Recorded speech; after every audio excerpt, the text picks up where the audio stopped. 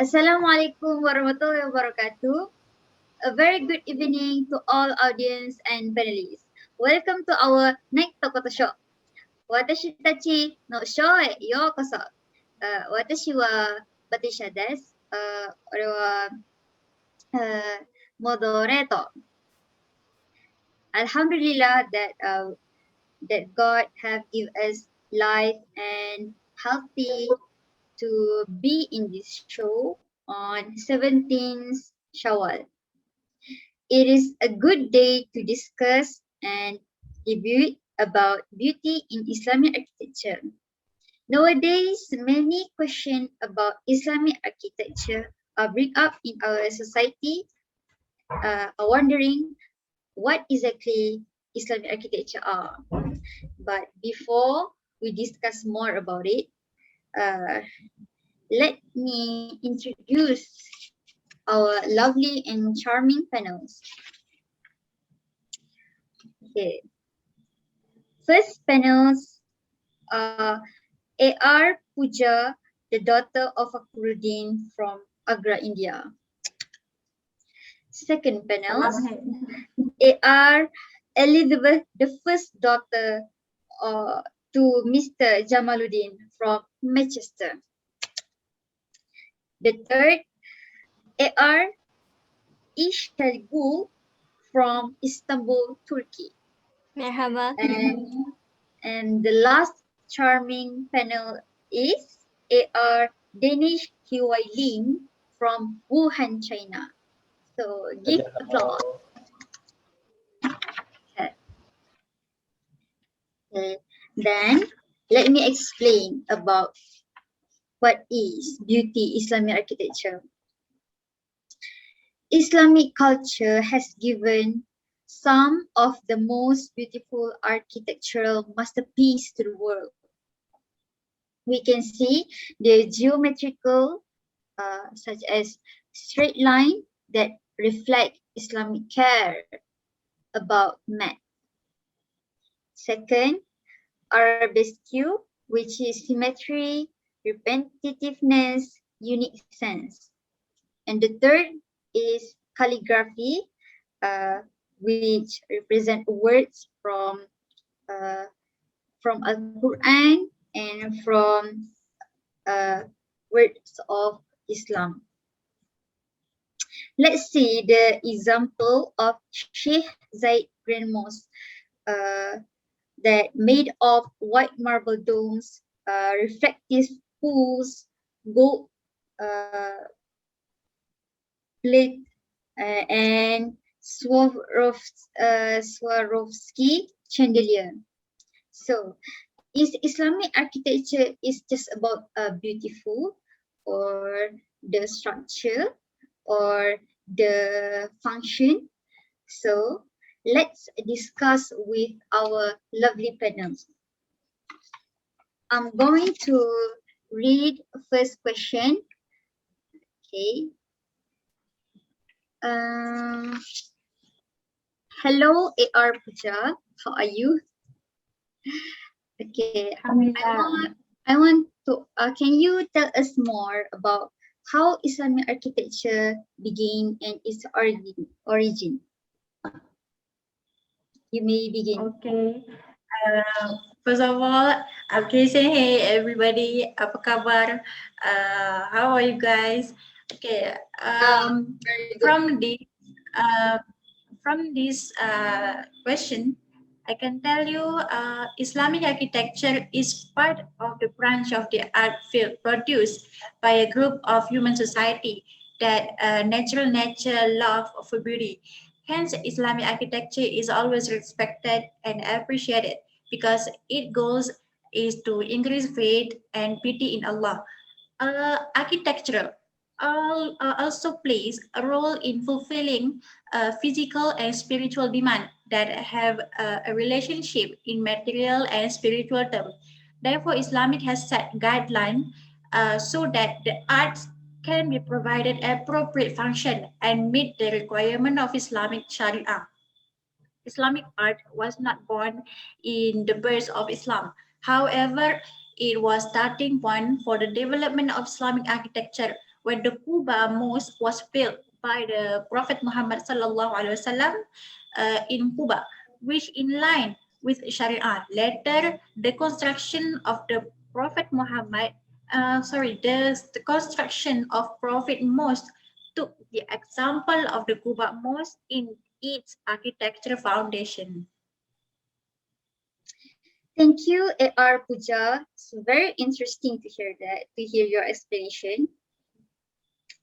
Let us invite A.R. Elizabeth. Maybe you can share more about how Islamic architecture is. Okay, so thank you. Thank you very much for the moderator and all to all the respected panelists. So our honorable AR architect Pooja has explained how Islamic architecture in a more general understanding where its origin and understanding came from. So here I would like to introduce how Islamic architecture is studied, where it began, the study of Islamic architecture. So the study of the Islamic architecture world was a post-Enlightenment European project. So it started with artists, architects, and draftsmen who traveled to the Orient in the wake of first European interventions there. So they were in search of adventure, employment, and a thrill of fantasy associated with that mysterious land. So they visited cities and sites primarily in Spain, Turkey, the Holy Land, Egypt, and even India. So where they measured and illustrated buildings and ruins and published impressive catalogues that began to introduce to Europe that rich architectural heritage, which was hitherto almost totally unknown. But having no model with which to understand and situate the architecture they were studying, they toyed with various Eurocentric terms such as Saracenic, Mohammedan, Moorish, and of course Oriental, before they settled with Islamic architecture. So this became the first contentious issue, the self-definition in the field of Islamic architecture. So the second contentious issue in defining Islamic architecture is its time frame. So 2 generations ago, scholars viewed Islamic architecture as a tradition of the past that had ceased to be creative with the onset of colonialism and the two concomitant phenomena, which is, as we know, westernization and modernization. Somehow a degree of incongruity was accepted between Islamic architecture and modernism, so that when modern architecture arrived, it immediately eclipsed Islamic architecture and took its place. So consequently, the architecture built under colonialism and after independence was not considered Islamic at all. So it was seen as either modern or culturally hybrid. Studying it was thus the domain of the modernist or area specialists, but neither of them was particularly interested in the contemporary or near contemporary architecture built in the various countries of the Islamic world. So in the end, it was that Islamic architecture became the architecture of vast territory. So today, encompassing about 50 countries where a Muslim majority live or once lived, and even spanning the periods of Islamic ascendance and dominance. Thank you. That's my opinion in this origin of the study of Islamic architecture. Thank you. I'll pass back to the moderator. Thank you, A.R. Elizabeth. Such a wonderful explanation. We can see how beautiful history in Islamic architecture are that give a big impact, especially to Muslims, in increasing and improving their faith in pity to Allah. So let's go to the next question, shall we? A.R.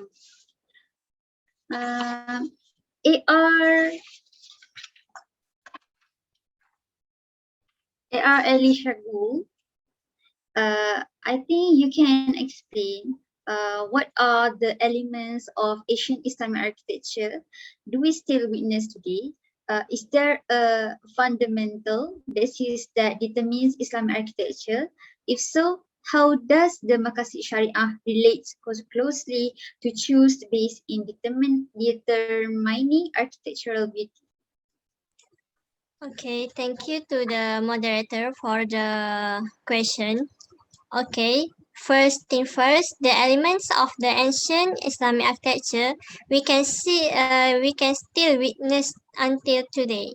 And the first one is the minarets, which is it's located to the near of the mosque, which is According to Makasi Sharia, minarets counts as al-hajiyat, which is it is to ease the humankind and relieve hardship, and the absence of it does not bring any flaw to the people live in there.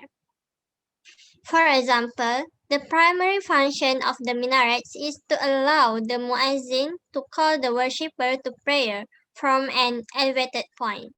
This occurs 5 times a day at dawn, noon, mid-afternoon, sunset, and night.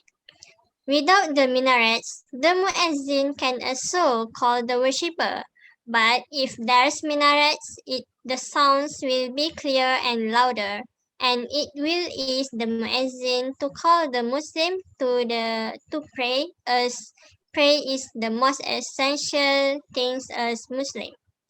The next one is the Islamic architect also incorporate domes into their design. The Dome of the Rock at 7th century shrine in the Jerusalem is the first Islamic building to feature these architectural elements. The dome are still being used until now.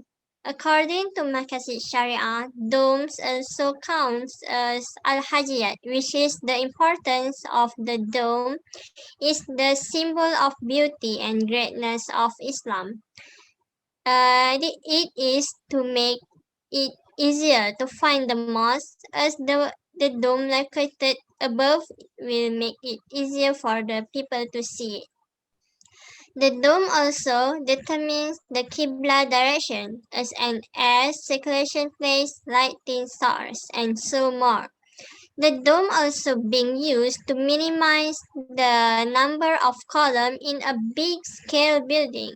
So this means the dome gave us so much more benefits to the people in way to save budget to achieve energy efficiency in a building. Without domes, we may have to use a lot of cost to achieve some energy efficiency. The third one is the mukarnas, which is a tapered structure, circular base, a round of elliptical dome to be placed in a square rectangular room, which is a type of sculptural decoration. Mukarnas are often compared to stalactical or honeycomb in addition to domes and pendentative.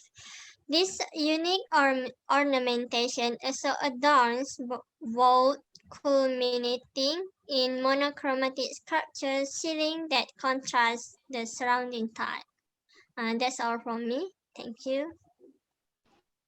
Okay, thank you to panel AR Ashegul. So, Tajahal, I'm from China.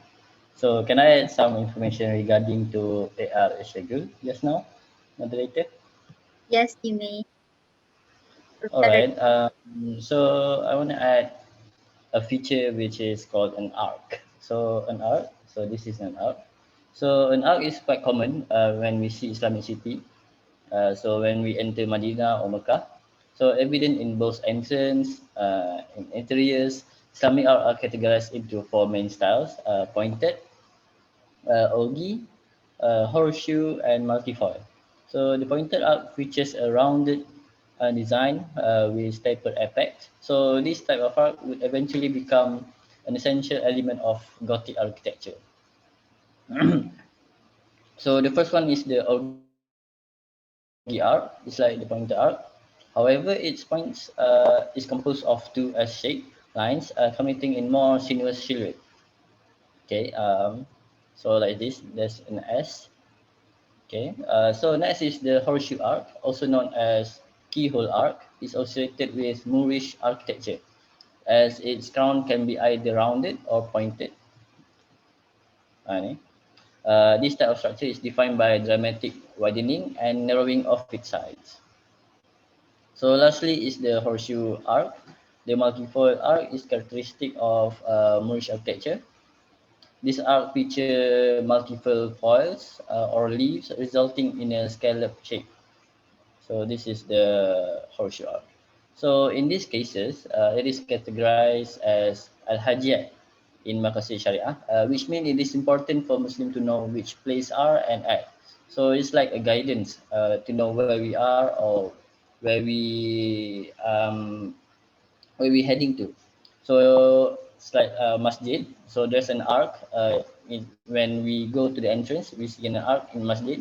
So that is the purpose of the arc itself. So and another point is it is a structure piece where it is important to have in any building at that time at that era, which strengthen it, especially in any entrance of a building. So like this. All right. So a final element of Islamic architecture is an attention to ornamental detail, often reserved for interiors. This lavish approach to decoration includes jewel-like tiles arranged into geometric mosaic, pattern brickwork, and kaleidoscopic stones and exquisite calligraphic adornment. Islamic ornament is the use of decorative pattern in Islamic art. They can be broadly divided into arabesque using curving plant-based element, geometric pattern with straight line or regular curves, and calligraphy, consisting of religious text with stylized appearance used both decoratively and to convey meaning, such as Bismillahirrahmanirrahim, and at the entrance of a mosque, something like that. So all three often involve elaborate interlacing. So the three types of ornament are often used together. This element, according to Maqasid Syariah, is al-tahsiniyah, means it is a desirability as they seek to attain refinement and perfection in the custom of conduct of the people. So in these cases, it is target to Muslims, where when Muslims enter a mosque, they can see the culture of an Islam itself in the mosque. So it also defines the surrounding as a calm and peaceful ambient as Muslims often visit mosque to perform prayer in a calm state. Okay, thank you. What a fascinating explanation, and it's very fascinating to see all those structure. We can see how Islam architecture are focusing uh, on giving beneficial to Muslim and also mankind to ease them by the structure of minarets, dome, and arc that give benefit to Muslim until now. Let's move to our next question. Um, I think uh, AR Danish Hoylin have a very bright face right now. So maybe you can explain how is Islamic architecture applied by past and present architects? How far does true beauty of Islamic architecture express nowadays in comparison to ancient times? All right, thank you for asking, moderator. So in the early era of in Turkish, which is from A.R. Şegül. So there's a architect, famous architect, Islam architect, named Sinan. So it is the chief architect of the Ottoman Golden Age, and for many one of the greatest architect in Islamic civilization. I think Şegül knows better because she's from there. Okay, Yeah. it is believed to have had an exuberant emotional connection with the building he had designed and created, and built hoping that the people will do the same. He said, for example, about his masterpiece, the Sulaiman Mosque. Um, you know Sulaiman Mosque? Everybody know? You know? Okay, I know too. Okay, upon examination, how does Sinan express his architecture value to his building? So, for example, in an article, is pleasing arcs like the vault of heaven and the eyebrows of beauties amaze the eyes of perfect expert. Each of its variegated marble was renowned to the horizon and came as a token from a different land, and the golden finish shining upon it like the brilliant gleaming sun. And the minarets and the dome are like the chosen beloved Prophet Muhammad sallallahu alaihi wasallam, the canopy of Islam, and the four friends, the four rightly guided caliphs. And the ornamented windows, which are without lack or recall, resembles the wing of Gabriel that confound the eyes of those endowed with sight. So this resemblance or these synonyms of the building which Sinan integrate to his building, and it is perfectly resembles Islam, the beauty of Islam itself in architecture. So how does this relate to the beauty of modern Islamic architecture? So there's an author of a website, islamicart.com, relying on an essay, Building in the Middle East Today, in search of direction. So the author is Gary Martin. So he said Islamic architecture was in harmony with the people, their environment, and their creator. Yet no strict rules were applied to govern Islamic architecture. The Great Mosque of Cordoba, Aden and Shahjahan, each used local geometry, local materials, local building method to express in their own ways the order, harmony and unity of Islamic architecture. But in the 20th century, the Islamic concept of unity, harmony, and continuity often are forgotten in the rush for industrial development. So this type of this idea or this development is always for industrial. So the value of Islamic is about to forgotten. It's like uh, slowly fading away. So marking these three directions contemporary Islamic architecture has taken. So firstly, one approach is to completely ignore the past and produce Western-oriented architecture that ignore the Islamic spirit and undermine traditional culture. So this first idea is totally opposite of Islamic past. So they completely forgot the idea of beauty itself, the Islamic beauty itself. So the second one is the opposite approach involves a retreat to the Islamic architecture past. This can result in hybrid buildings where traditional facade of arcs and domes are grafted into modern high rises. So this is where we integrated Islamic feature and Islamic we call it like AR Eshagul has stated just now, where the feature of Islamic. So this is where we integrate into the high-rise building, like the domes, like the mukarnas, something like that. So lastly is a third approach is to understand the essence of Islamic architecture and to allow modern building technology to be a tool in the expansion of this essence. So architects working today have an opportunity to explore and transform the possibilities of the machine age for the enrichment of architecture in the same way that craftsmen explore the nature of geometrical and arabesque pattern. So number two and number three is totally in our favor, in Islamic favor. So this is why we should try to approach Islamic architecture as the way of life, as the way of our design, and the way of we create idea and thinking. Okay, thank you. That's about it. Thank you, AR Danish Wailin. I see bright sparkle eyes from AR Elizabeth. Maybe you want to add some points? So thank you very much. We've heard a lot of great elaborations from our panel, which is Danish Wailin. So he expressed about how Sinan expressed his Islamic architecture principle and how nowadays we go towards industrial concepts. But in my and another perspective in the Egyptian era, there's perhaps the first consciously and thoughtfully go native was the Egyptian visionary architect Hassan Fatih. So another prominent name in the Islamic architecture world. So his adoption of the vernacular had its ideological roots in the struggle against British colonial rule. So, and which is in the rise of an Egyptian national identity. So the design principles he proposed were interpreted as novel expressions of indigenously developed architecture with very, very clear environmental underpinnings and rootedness in place. So Fatih used several interpretations of his architecture in his writing from a manifestation of primeval Egyptian model to an essentially Arab and later an Arab Islamic one with vague universal applicability.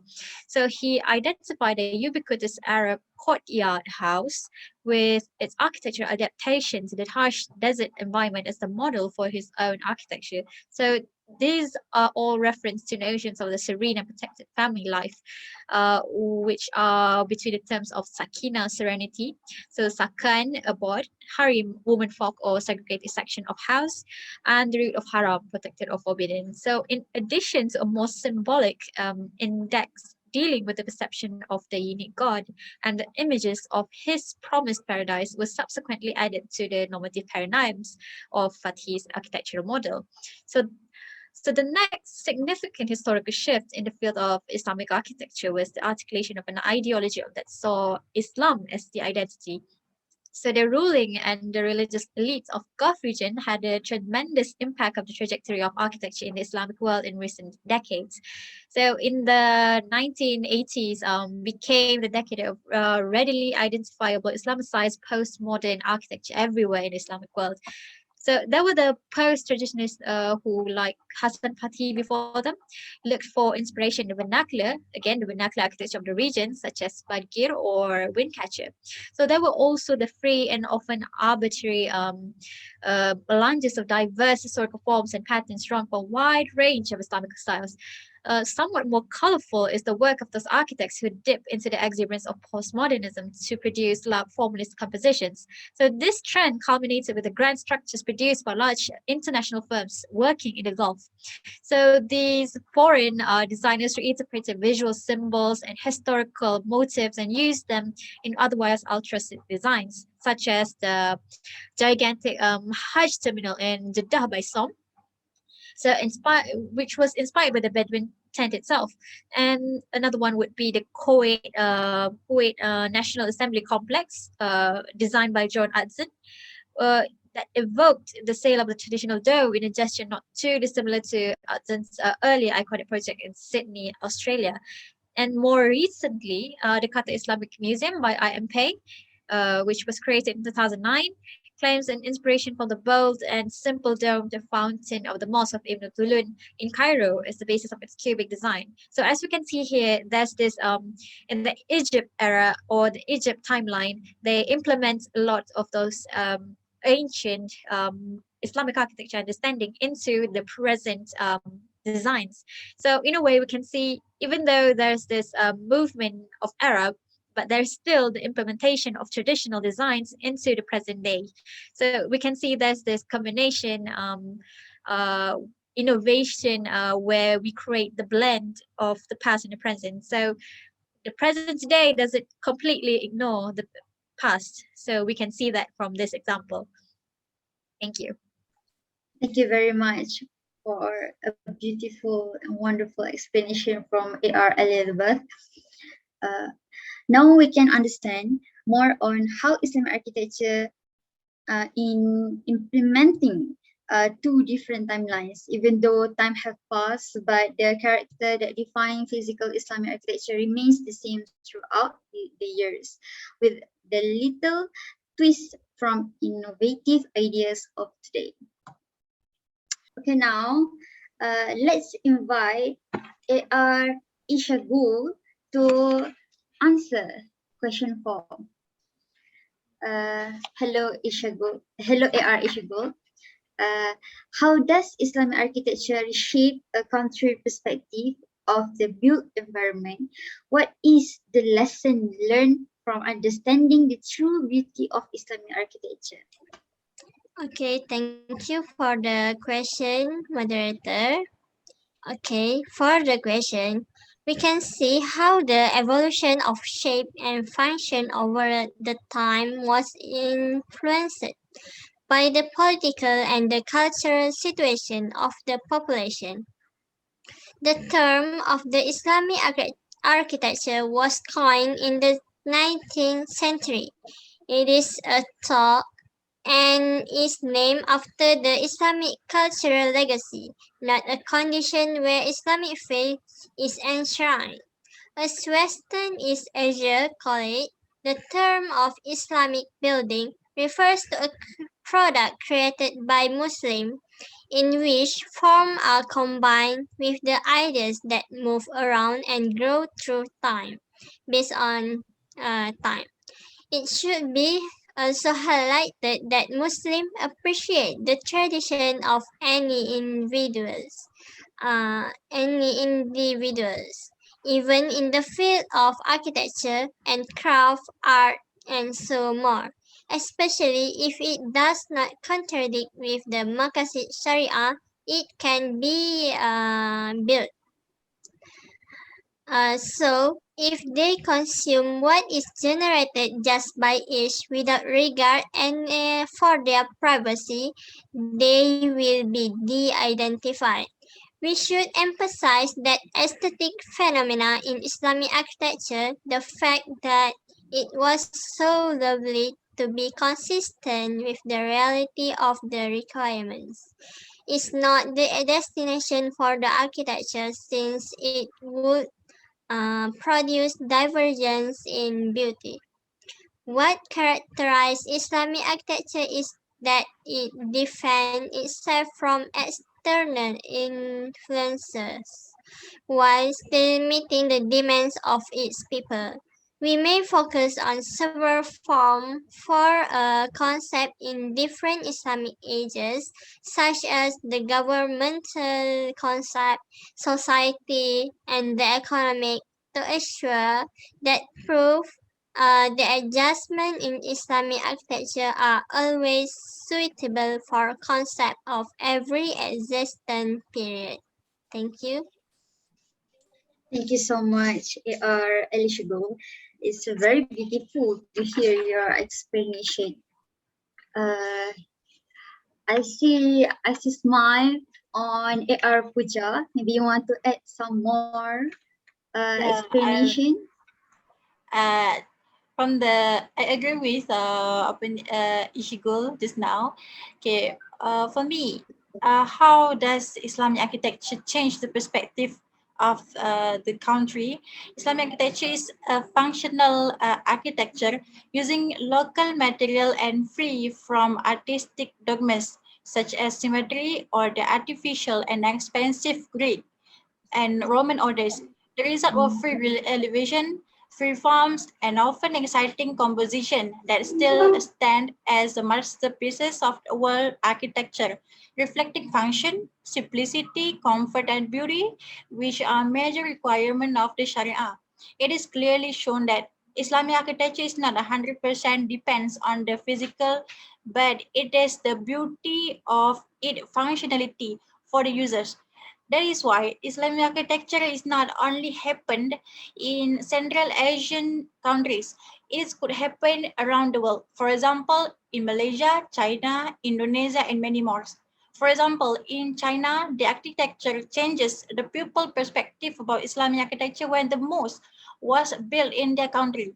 Before the introduction of Islam into China in 652 after dynasty, Chinese people mostly believe that Buddhism and Taoism, in fact, when the Emperor Wakas made in Chang'an belief in Taoism, to convert more Chinese to believe in Islam, mosques were built according to the layout of Chinese Buddhism temples or Confucius temple, with main building construction uh, on central axis. Less important buildings were built on the site. A mosque was normally formed by at least two or four courtyards. The best example of this style is Xi'an Great Mosque, which built in 642. Since the Kaaba is to the west of China, unlike all the Buddhist and Confucius temples, where central axis is south to north direction, so they make the mosque as the center as this, which the mosque was built to from east to west. Okay, from our sharing tonight that I realized that Islamic architecture is a responsive architecture to environment. This architecture gives the highest comfort and satisfy the psychological tranquility to the users in diverse cultural needs. Islamic architecture also teaches us to be responsible architect to surrounding, human, trees, or animals. It teaches me to be a good taker of the earth. I think that's all from me, moderator. Thank you so much for your lovely explanation, very grateful with the audience too. Uh, to conclude, Islamic architecture is not a limited architecture. Furthermore, it is parallel to timeline because it can easily adapt to environment. Moreover, it also not contradict to maqasid Sharia, and we can also see how Islam care about environment, not only the Muslims. Ladies and gentlemen, finally, we came to the end part of our show. I would like to say a very much thank you to our lovely panels for the informative and interesting talk, and to audience for active participation. Lastly, uh, I would like to say a quote from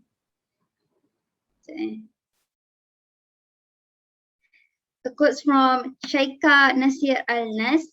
When you see the object, they really have high techniques, but they are simple at the same time, which kind of reflect our belief and religion. The artist could have created lavish works, she said, but no, it's so beautiful and so simple. And this reflect our belief like you have to be humble. Therefore, let's end our show, Naitokoto show.